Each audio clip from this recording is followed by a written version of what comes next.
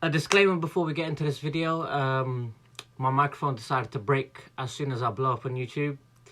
So what you'll be hearing is my audio coming from my mom's iPhone, which isn't the best, but I'm not willing to spend money on this hobby as of yet. Let's talk Mesut Ozil. For those who have clicked this video not knowing a single thing about Mesut Ozil, and you've clearly just come here for me. For those who have no idea who Mesut Ozil is, have clearly come to this YouTube video just to see me, so I guess thank you for that. But a little bit of context for you guys. Mesut Ozil is an Arsenal player for now, and he is imminently linked with a move to Fenerbahce. His arrival to our club came at a time where we were in desperate need of any sort of talent whatsoever, and he came with the highest pedigree. It's debatable as to whether he's delivered for this club or not, depending on who you ask, but for me, I wanted to use this video and this time to sort of reflect on why I believe that Arsenal have failed Mesut Ozil more than vice versa. I think the best way for me to split Mesut Ozil's tenure at the club is into two parts. So that's pre and post the big money contract. Mesut Ozil's arrival to the Emirates came at a time where Arsenal squad and club were in a dire state. We were starved of quality signings, and we were, as fans, desperate for a big name, world-class player to arrive at the club to essentially reinvigorate our status as a top and big club. For those who do watch football, you'll remember the deadline day signing of Mesut Ozil as a groundbreaking, record-breaking one for Arsenal at least, for £40 million. And whoever watched Sky Sports on the day remembers the dildos in front of the reporter's face. That was a significant day for Arsenal fans. I think like everyone unanimously got behind that signing, and we finally were welcoming a world-class player to our club. Before I talk about those years, I do want to say that it's important to view these early seasons without rose-tinted glasses, because not everything was perfect. Thinking of that Manchester City game in particular where Mertesacker gave him the bollocking. Mesut Ozil's initial impact was great, I'd say. He came on, I think, in the first game and assisted 3 goals in his first game on his debut. And it was clear to see that this was the quality that Arsenal were missing. And this is what the platform should be, and this is what the bar should be for Arsenal Football Club. And in his first season, he then helped us, not majorly down to him, but I believe that he did bring an impact to the dressing room to end our trophy drought. This was for his arrival in that arrival of Alexis Sanchez. This is where, as fans, you start to believe in a resurgence of some sort, because now 2 windows in a row we've signed Mesut Ozil and Alexis Sanchez, and as a fan you could only help but to think, okay, we're back on the right track. We're back on the track of attracting these world-class players back to our football club.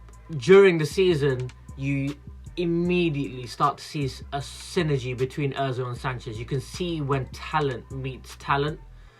You can see the clear chemistry that they did have in comparison to the quality gap between them and the rest of the players. However, through no fault of his own, I do believe that Alexis Sanchez is a key factor in moulding the perceptions on Ozil. And I bring him up in this case because I really do believe that the contrasting styles of Sanchez and Ozil spawned the conversations of what footballing qualities are appreciated in England. On one hand, you have Sanchez, who had an explosive and relentless Pitbull-esque energy when he played.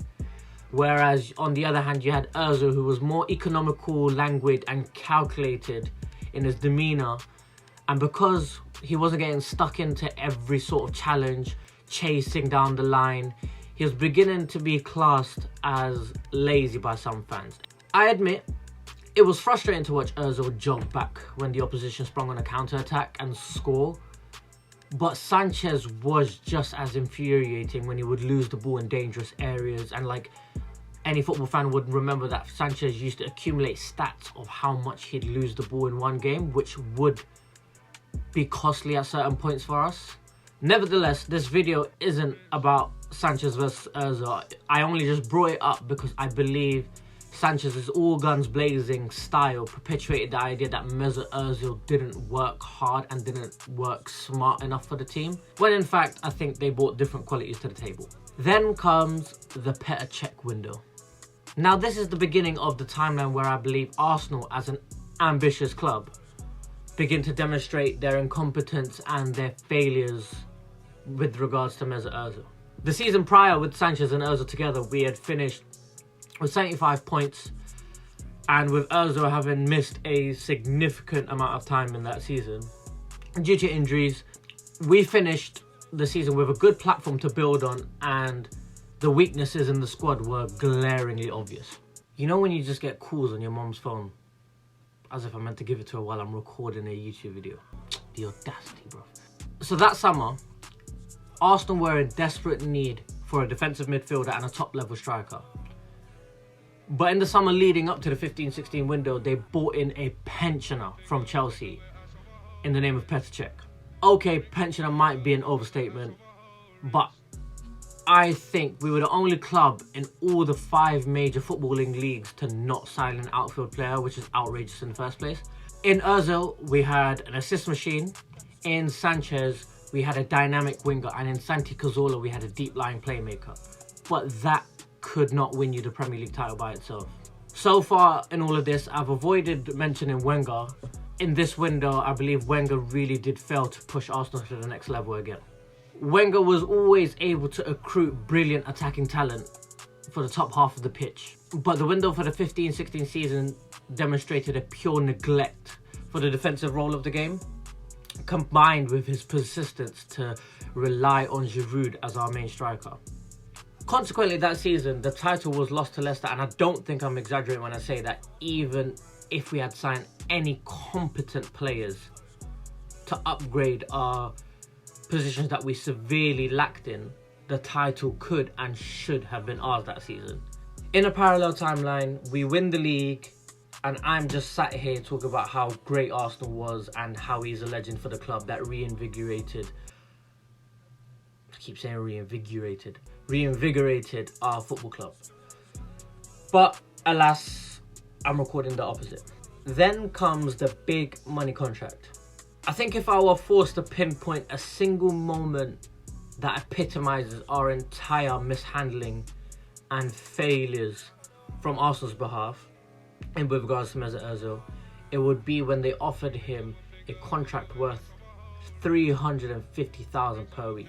Bearing in mind, Wenger had strong squad building principles prior to this, where he would not pay players that were over 30 and he would not pay players ridiculous wages in comparison to the rest of the squad.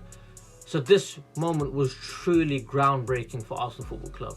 Leading up to this moment, Arsenal had foolishly allowed Sanchez and Ozil to run down their contracts enough to hand over all the negotiation power in their hands. It was clear to see that Sanchez had clearly given up with the club and had his heart set on a move, but Ozil remained on the back foot and maintained good public relations and observed pretty much how things unfolded with Sanchez. Then, checkmate. A $350k contract per week handed to him by a bent over Wenger and Gazidis. Purely from a PR standpoint, Arsenal could not, and I mean could not, let both Sanchez and Ozil leave in the same transfer window. Arguably, as an institution and as people that were hired to do a very good job for the club, Arsenal should be resolute in their decisions enough not to let fan pressure corner them into offering a contract that they can't afford to give, but instead to maintain good morale within the club and to maintain good morale within the fans, they offered it to him. Now, this last point I want to make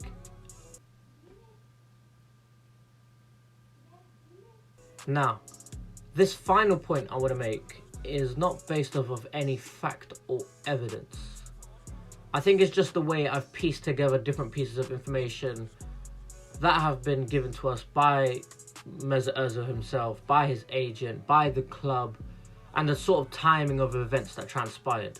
These views also come from the fact that I have a deep-rooted view of societal issues that are rife in the world, and by extension, I don't think football is any exception.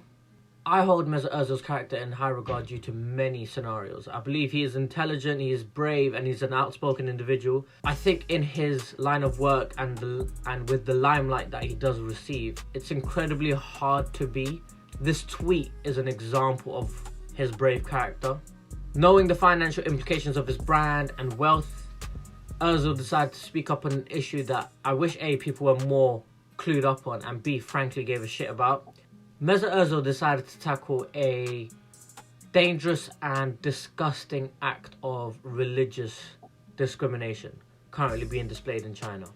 And I know you could easily say, okay, boo-hoo, Mesut Ozil risks his fan club and still manages to sit on 350k contract per week, but I'm still going to call him brave on this one. Racial discrimination, in my eyes, is not political. It's not a debate. And I don't want to digress on the details of the act that he was speaking out against, because I believe that's probably an entire separate video. But this is where, in my opinion, capitalism meets Islamophobia. Because in response, and this is probably Arsenal's biggest failing, Arsenal distanced themselves entirely from the situation, claiming they were an apolitical institute. Again, I'm caveating this with that it's my opinion. I think as soon as the threats came out from China that they would ban Arsenal matches being shown on TV, disband Mesut Ozil's fan club, but because bear in mind he is an attractive brand for the club, and given the fact that they threatened huge financial implications in order to protect their profits and retain that Chinese market, I think Arsenal felt the need to dissociate themselves with one of their employees. I don't think Arsenal as a football club are alone in this approach, because I believe any institution that was a capitalist institution that was greedy for profits would have done the same thing, which is why I believe it is a capitalism issue as well as an Arsenal issue. Arsenal have a reputation of calling themselves a club with class. However, behind the curtains of all the PR, we saw plain and simply what mattered to them most, which I think is honestly a shame. Now Mesut Ozil finds himself in a scenario where he is shunned out by the club, he's being pushed out by the club, and he's deemed the 26th best player according to Mikel Arteta for footballing reasons. Depending on whenever I throw this video together, edit it and upload it, it well and truly looks like Arsenal's tenure with Mesut Ozil is coming to a close. I just want to say that I, for one, loved watching him play for the club and enjoyed all the trophies that we won with him. Again, don't get me wrong, this situation he isn't completely absolved of it. He has some responsibility within himself. It's just a shame that he didn't cement himself as a legend of this club for footballing reasons. He will be remembered by the fans for sure. I hope you guys enjoyed this video, and I know this video was football related. If you've made it this far and you don't watch football, props to you, because it was a very much detailed one as well. My next video probably won't be football related, so look forward to that. You won't be bored most of the time, but I just hope that for those who do watch football, I've managed to sort of shed some light maybe on Arsenal's time at Mesut Ozil's time at Arsenal Football Club, and how I think Arsenal really and truly did fail him. I guess you can go back to whatever you're doing before. In a bit.